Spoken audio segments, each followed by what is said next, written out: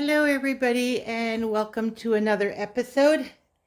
As I introduced on the last video, I will be building a Pax cabinet, and I've got all these other accessories that I will be putting on this shelf.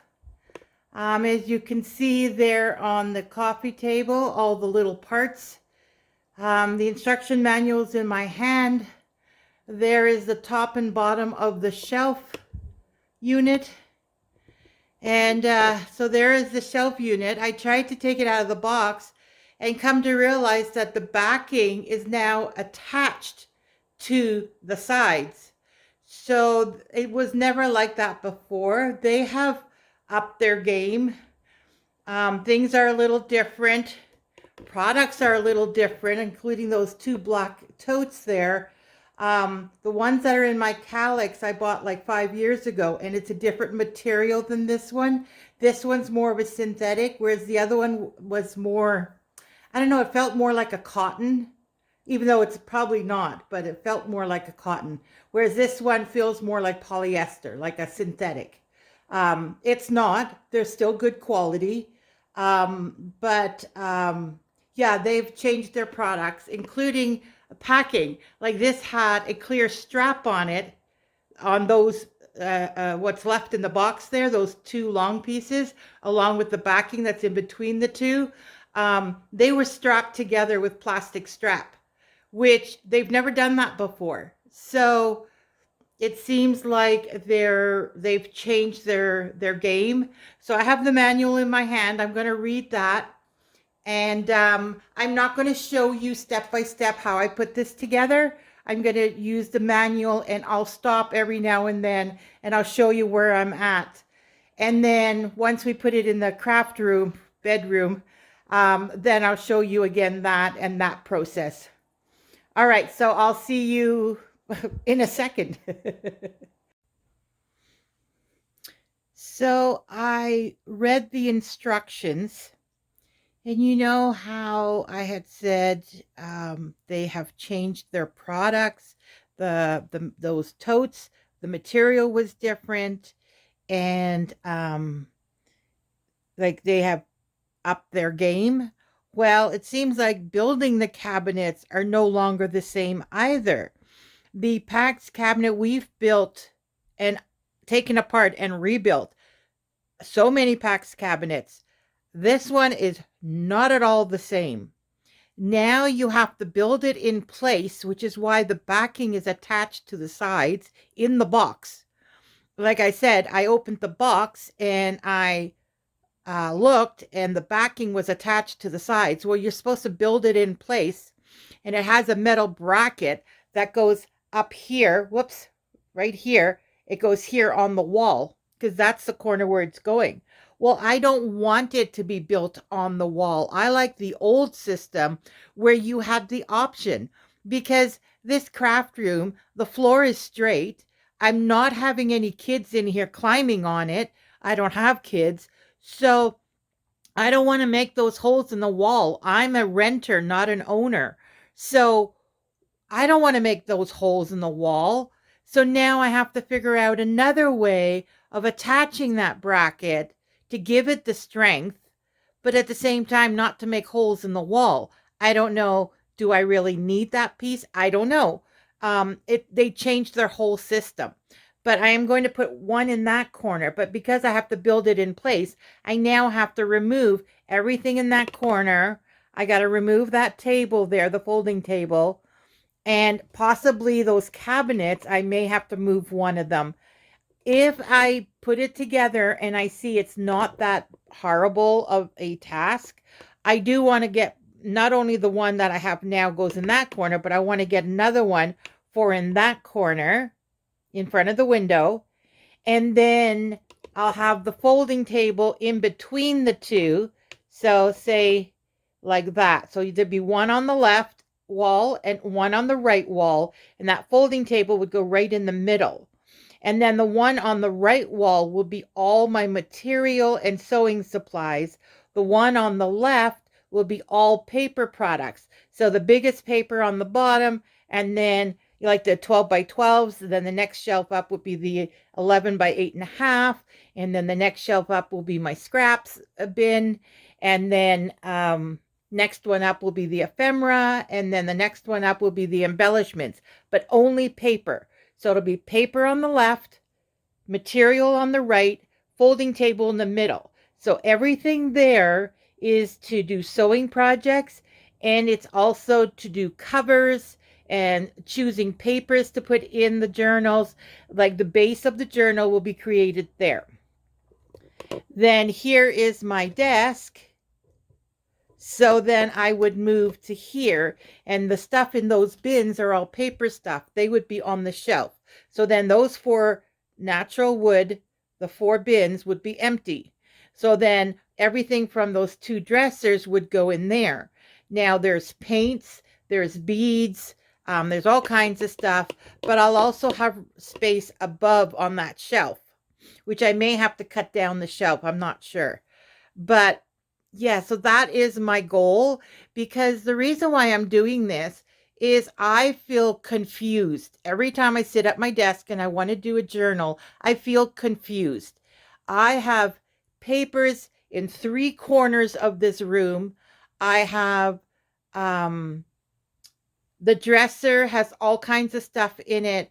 Some that I use day to day, some that I don't. Like my brain is just feeling confused. So my goal is to have, like I said, material for sewing projects and covers, table in the middle, paper products there, and then I would go move to this desk to create the journal, and I'd have all the paper punches, the stencils, and all that kind of stuff would be in this area. And then I do want to get my EcoTank printer. Then I'll have 2 printers. And then at that point, I'll figure out what I'm going to do here. If I'm going to keep the black one or if I'm going to switch it out. I don't know. I did put those knobs on it just so that it doesn't look like a black resin ugly shelf. But that's another project. So right now, I just want to organize so that I'm comfortable creating journals. And once you have a system, and you, like in my brain, things need to be in order, and it needs to be organized. Otherwise, I feel like a lost puppy. You know what I mean? I just feel confused, and I don't have that energy to get going. And this is why I have not done much since we've been here. Granted, we just moved here. July 1st was our official first day here in the apartment. But still, we're talking July, August, September, October is now over. So that's 4 months. And I'm a person, I can't linger that long. Well, here, and a reason why is since we've moved here, I had said that in the house I had lost 20 pounds, that I'm aiming to go get back to my pre-COVID weight. Well, of that 20 pounds that I lost, I've regained 10 pounds.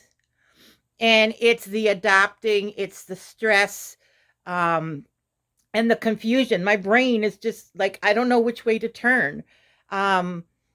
I end up just sitting at my desk watching YouTube videos all day. Like, that's not healthy. I have not done my exercise. I've tried to get back to it. I just not in that frame of mind. It's because I feel confused. So I need to zen. Like, I need to fix this. And so this is my first attempt to organize my sewing space, my crafting space. And so now, to get that Pax cabinet, Pax cabinet in here, I now have to clear that folding table and everything in that corner, which means I might not be able to sleep on my bed tonight unless I get the cabinet built, and everything that I'm going to be putting on my bed, I can put back on that shelf once it's built. So I don't know how much of this process I'll be able to record. I just wanted to explain. Now that I've read the manual, I know that the system is different. I can't build it in the living room and then slide it into here. It has to be built in place. So now the next step is clear out that side.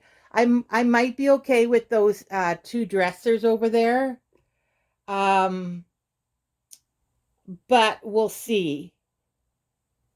And then depending on how difficult it is to build, I will then decide if I get a second one for this side wall. And then, in which case then those dressers will be donated. So, anyways, cross your fingers and I will see you on the next clip. Probably in a second. So those of you who are interested in how the new Pax cabinet gets put together, I will show you. See, the backboard is attached, so you need the metal bracket across the top to straighten the backing. See, look at that.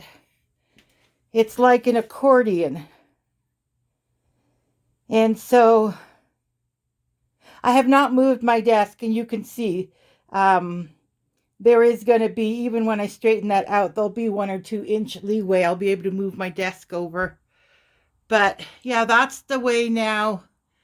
And those slots there on the side, that side, and there's one on that side.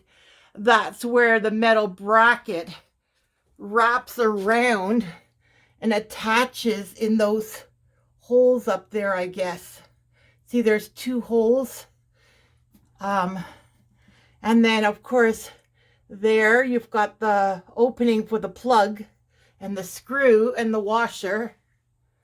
So it is meant to be bolted to the wall. And honestly, I don't know how I'm going to get around that. I do not want to bolt it to the wall. I want it to be movable, but I need it to be sturdy because it's going to be a lot of paper. And on the other side, it'll be a lot of material.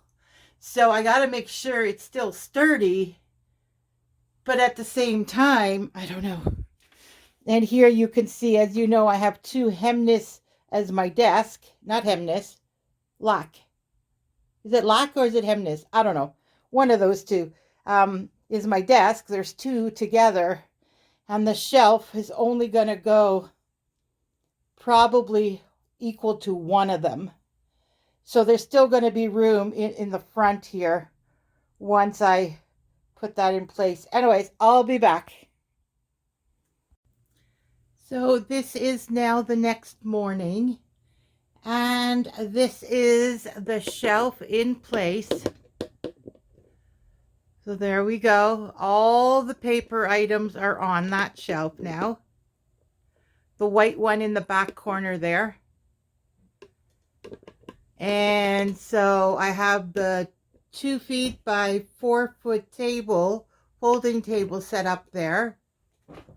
And there's quite a bit of space, not lots, but there's enough room on either side for me to go, to reach things in those cabinets.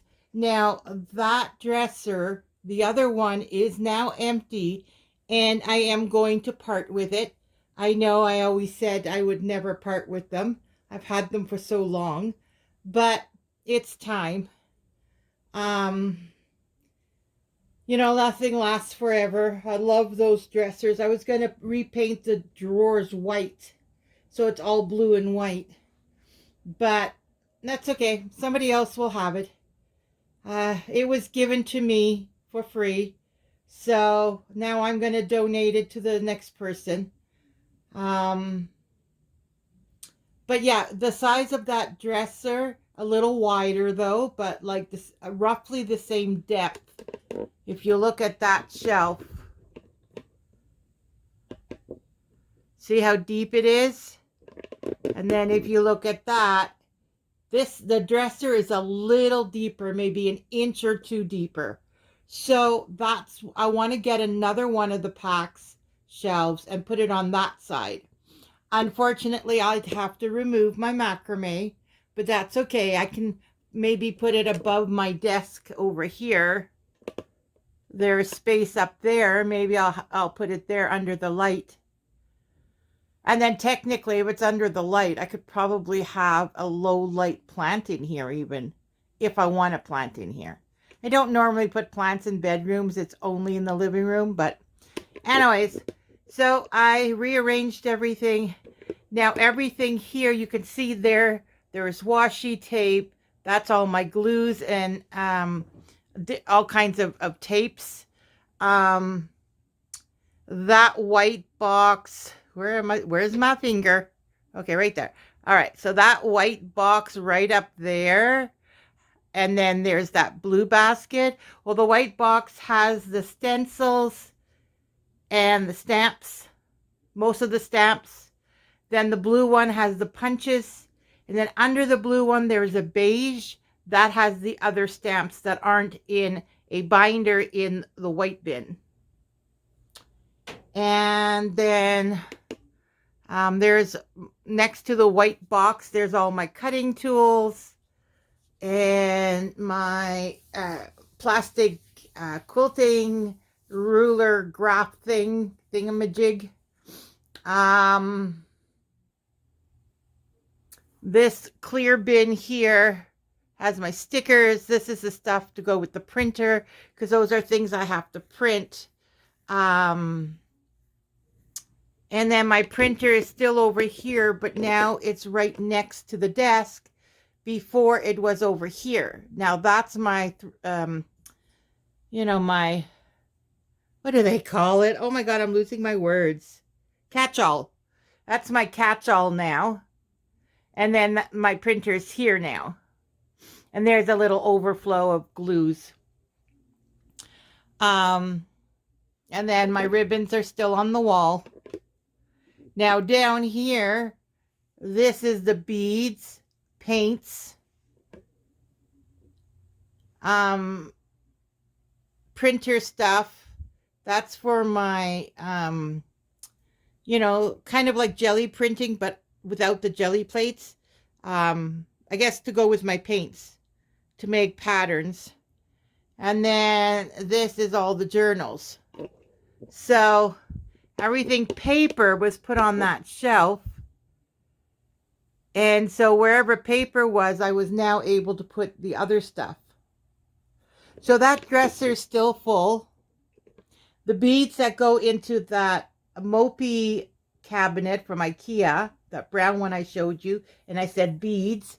The beads are still in there. I have to put it in that container. My greeting cards and Christmas cards and all the cards are still in there. I have to find a spot for it. What else is still in there?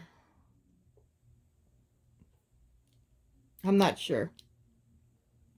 Oh yeah, ribbons and stuff for doing presents.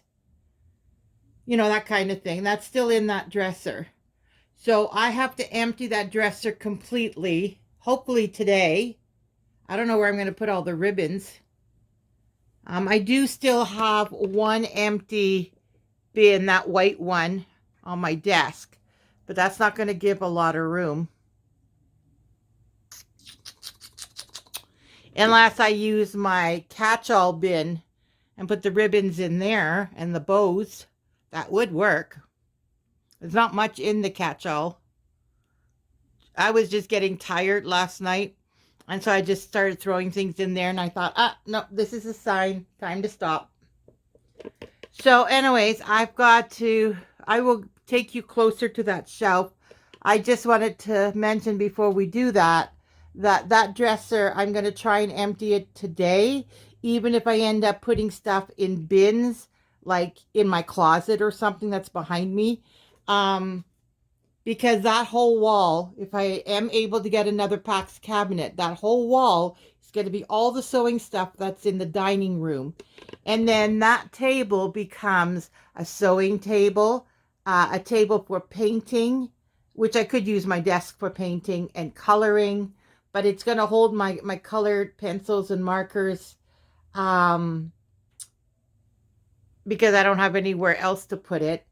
But then when I need to use it for something, I will have a spot either on my bed or on my desk so that I can use that table, because you can't sit at both tables at the same time. So I figure I'll have my sewing machine, the white one set up, the one I always use, mine. I'll have it set up there, and then when I'm doing journals, I can go and use the sewing machine in between. Um, but then when I'm not using it, the sewing machine can go under the desk. I have a case for it, so I can put it under that table, and then I can use the table for whatever else. And I would share the chair from my, like this chair, I could wheel back and forth, right?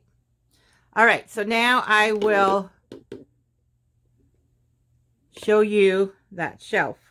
How am I going to do this? You know what? I think I'm going to take it off the tripod and just do it by hand. So if I move a lot or it's shaky, you'll know why. It's because I'm holding it. So there we go. From the bottom, those cases are the 12 by 12s. I have some cardstock on top. And then that's just standard lined paper, graph paper, that kind of stuff. Then the next shelf up, there's book pages. And then these are also book pages, but they're from the composition books. I figure I could use those too.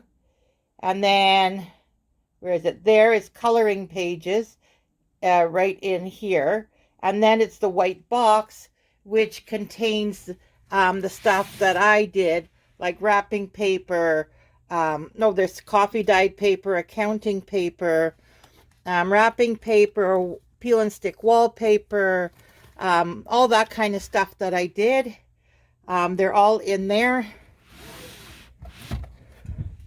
And then this one is all the game stuff like Yahtzee and bingo and all that kind of stuff. I believe that's what's in here. Why is there a binder in there? Huh. That is supposed to be all the games. This is the pockets, tucks, and windows here. These are envelopes that are open on the ends so that I can use it for the journals. There's some maps. I don't know why there's another composition book. Oh, this is the notes I was doing for YouTube. This looks like calendar stuff in here. More maps and maps. These are magazines that I'm going to be going through for my journals. This is calendar stuff here, and this one, and there's another one that's all calendars. This is the graph paper that does not fit in the box down here. So I have it here because these are the legal size. And then some extra files. Now cardstock bin is here because like these are the 12 by 12s down there. Then it's the 12 by 12 and book pages, which these are actually smaller than, or 11.5, no, 8.5 by 11. So those would be here and here, mostly 8.5 by 11. That bamboo one down there also. And then book pages and maps, which, so it's 8.5 by 11 or smaller. And then, of course, the games and the tucks and pockets and windows, those are the next size down. And then up here would be smaller than 8.5 by 11 cardstock. And then here would be smaller than the 8.5 by 11 paper scraps. So these are the paper scraps, and that's the cardstock scraps. And then here in the middle, I have two of these bins. There's two of them. They have, like things for the ephemera cards. You could use them on book pages, but they're more for ephemera cards, and, they're like the embellishments. I got index cards, receipts, note paper, these things that are store-bought, all kinds of. Then I have the glittery stuff. Yeah, so all that is there. Then up here, this basket is like the tags the playing cards ephemera that I mass made. And then in here is the fussy cut. Yeah, there's a couple of sheets on top, but under it, this is all the fussy cut bin that I have already fussy cut. If it has not been cut out yet, it's in my rolling cart. And then there's the 3 bins of embellishments. There's the bags, more bags, and then that is like post-it notes and writing paper. And then on top I have baby wipes, which we all need for crafting. If I have extra paper towels, I'll have it in there. I don't have backup.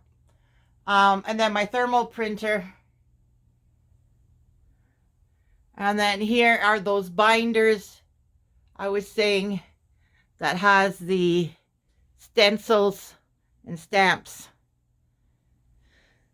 Yeah, see that white bin down there is empty. And then that's my desk. Oh, and I moved my light.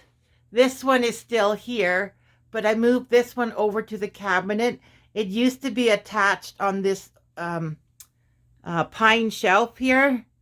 But then I decided to put it there because then no matter if I'm working on the folding table or the desk, it's in the corner so it can reach both areas for the recording.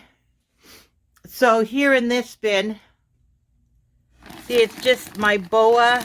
I have a black boa, a pink boa, and then there's some papers in here, some projects I want to do. So you know what, these to-dos, you know, you watch a video and you get an idea and then you just quickly, like, not perfect, but just like kind of scrap, you just make one quickly and then you put notes on it. So that's in there now.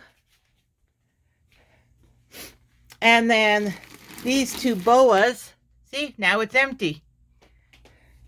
So these 2 feather boas, I could probably clip and put it up on my bulletin board there.